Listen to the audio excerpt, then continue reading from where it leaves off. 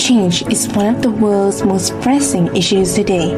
Many parts of the world are expected to be impacted by the changing climate and extreme weather conditions. Hence, drastic efforts are required to mitigate the effects of climate change. Sustainable development goals proposed by the United Nations are relevant to decrease the impact of climate change, most notably the 13th goal, which is climate action. However, many of the world's community are not aware of climate change, which makes them one of the contributors of this problem. We have made this video in hopes that it can bring awareness to the society regarding this issue, and also an understanding of why global warming is happening, how climate change will affect humans, and how society can address and fix the problem before it worsens. In this video, we'll be addressing the following questions. Some of you might be wondering, what is climate change? According to the United Nations, climate change refers to the long-term shifts in temperatures and weather patterns. These shifts may be natural, such as through variations in the solar cycle. But since the 18th century, human activities have been the main driver of climate change, primarily due to the burning of fossil fuels like coal, oil, and gas. So what are the causes of climate change? The main contributor to climate change is greenhouse gases. They are extremely competent in warming the earth, which results in greenhouse effects. Carbon dioxide, methane, nitrous oxide, vapor are naturally the main cause of greenhouse gas effects. Nature also commits to climate change by spouting carbon dioxide from volcanoes.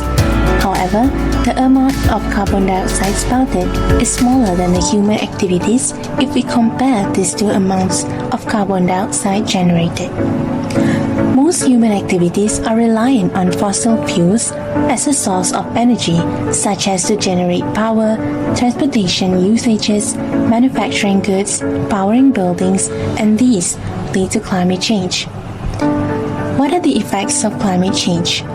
The main effect of climate change is, of course, global warming, which is the rapid growth of the planet's temperature due to human activities such as deforestation, intensive agriculture, mining, overconsumption, and many more. Warmer days and harsh weathers are becoming more common in almost every corner of the world. According to a statistic from the United Nations, the year 2020 was one of the hottest years on record. This is because the ocean absorbs a large percentage of released energy. This leads to the melting of ice sheets and rising sea levels, becoming a danger to coastal and island residents. By accelerating the natural flow of water, climate change will affect hydrological trends. Droughts and floods are expected to worsen in several locations. Last but not least, food productions are also bound to be highly vulnerable to climate change because crop yields are heavily reliant on current climate conditions. Some of the ways to reduce climate change are by implementing the 3Rs, which stands for recycling, reducing, and reuse. It is an important and the easiest method to be applied in reducing climate change because it does not require as much effort and money. This helps in reducing climate change as the main contributor to this issue is the release of greenhouse gases due to the increasing waste disposed of in landfills. As a result of recycling, less garbage will be disposed of in landfills, lowering landfill emissions. Reusing items such as old clothing, grocery bags, and containers can reduce the number of waste dumped in the landfills. Recycling also decreases water pollution by preventing non-biodegradable items from scattering everywhere and eventually ending up in the ocean. By reducing and recycling the usage of plastics, it can decrease the number of plastics that pollute the seas and save the animals, especially the endangered ones, from harm. Reducing food waste is also an important factor in decreasing climate change effects, as it contributed to roughly 8% of all human-caused global emissions. Therefore, we must plan wisely before we purchase food at the grocery stores and avoid unnecessary purchases to reduce food waste. Secondly, chlorofluorocarbons, CFC, are the chemicals that deplete the ozone layer of the Earth, which is a layer that minimizes the UV radiation. Because of this, the Vienna Convention for the Protection of Ozone Layer in 1985, as well as the Montreal Protocol in 1987 on substances that reduce the ozone layer, had to be adopted. These agreements have made a huge impact in reducing the worldwide usage of ozone-depleting materials. Reforestation is also essential in reducing climate change because poisonous gases are mostly absorbed by trees through absorption via leaf stomata on the leaf surfaces. It can be proven from the process of photosynthesis and carbon fixation, which is the process of gathering carbon dioxide and transforming it into an organic substance. Hence, it reduces the poisonous gases emitted, which makes the world a better place and in turn reduce the effects of climate change. Climate change is regarded by Islam as a serious issue that must be addressed because it has a significant impact on the natural balance that Allah subhanahu wa ta'ala has created on earth. Allah subhanahu wa ta'ala mentioned in 759 verses in the Quran about the importance of nature and the environment. Allah subhanahu wa ta'ala created the whole universe for a good reason. Nothing is created without a purpose, and all creation must be respected and not harmed without justification. Thus, humans cannot be disrespectful to nature or the environment because all of Allah subhanahu wa ta'ala creation, including animals and trees, worship Him uniquely. Protection of nature is also closely related to Tawheed. A true believer should preserve and cherish the sacredness of nature, which is a part of Allah subhanahu wa ta'ala's greatness. This is because the greatness of Allah subhanahu wa ta'ala is displayed to allow mankind become closer to Allah by beholding and understanding Allah's supremacy in nature. Man also needs to realize their responsibility as the Khalifa of Allah towards the environment. Allah subhanahu wa ta'ala has created the environment in helping men to run their duties as a Khalifa on earth. Although human beings are in a very special and unique position as Khalifa, this does not allow them to live as they please. Rather, they are expected to live a purposeful and caring life. Not to forget, Sharia also has emphasized the preservation of nature relating to 5 basic human needs under Daruriyah. The first one, environmental protection, is related to the protection of religion. This can be clearly seen as environmental destruction will harm human beings on earth and violates Allah subhanahu wa ta'ala authority over humans. Secondly, the protection of life. Environmental damage, pollution, diminishing resources, and environmental balance disruption can all endanger the life cycle on earth. The protection of the intellect also has a relationship with environmental preservation. To preserve the environment, people must be protected in all aspects of their lives, including their bodies, minds, and others. A healthy mind will help humans to realize the consequences of their action towards the environment. Protection of lineage. Natural wealth exists not only to be enjoyed but also to be preserved for future generations. Last but not least, protection of property. Cash, gold, and silver are not always considered assets, but so are trees, plants, animals, water, and ocean. Therefore, human needs to conserve these natural properties to sustain the earth. In short, climate change is against the protection of the environment that is emphasized in Islam through the concept of Tawheed, Khalifah, and Sharia. Allah subhanahu wa ta'ala stated in the Holy Quran, "We did not create the heavens and the earth and all that is between them for a mere game." Surah Al-Anbiya, verse 16.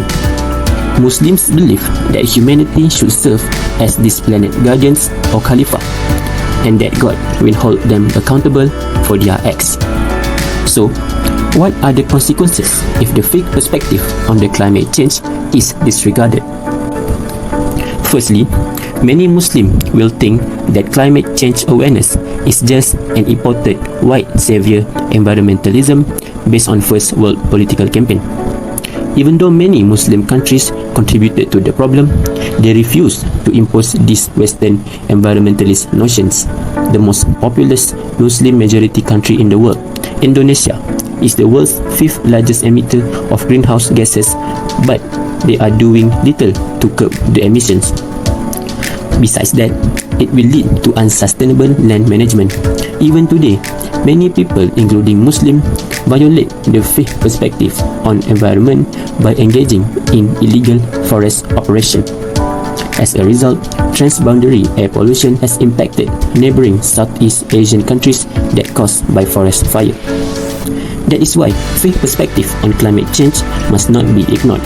The Quran itself has mentioned the word Earth 485 times, implying that achieving peace between people and ecosystem is an important part of one's trust in God. Maqasid al-Shari'ah is also based on the principles and notions of mercy and guidance, with the goal of serving the public interest and protecting all forms of life from damage. Rather than economic maximization and natural resource exploitation, the law promotes small-scale, people-centered development that provides basic necessities while reducing humanity's environmental footprint. How does the Fiqh perspective on climate change contribute to the Sustainable Development Goals?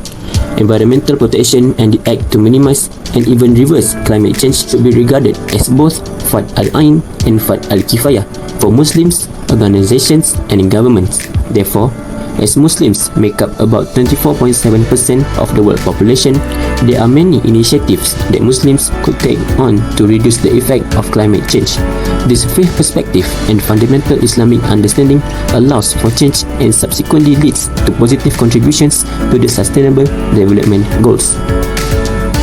One of the initiatives taken by Muslim activists and scientists was releasing an Islamic Declaration on Global Climate Change by Islamic Relief Worldwide, Green Faith, and Islamic Foundation for Ecology and Environmental Science at the Global Conference in August 2015.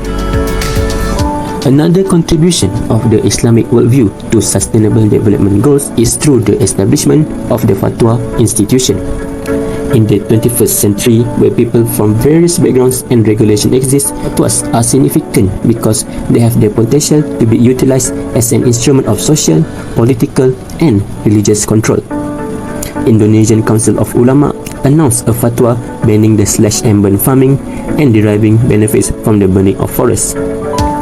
Based on the statement, the burning of forests and land that can cause damage, pollution, harm to other person, adverse health effect, and other harmful effects is religiously forbidden.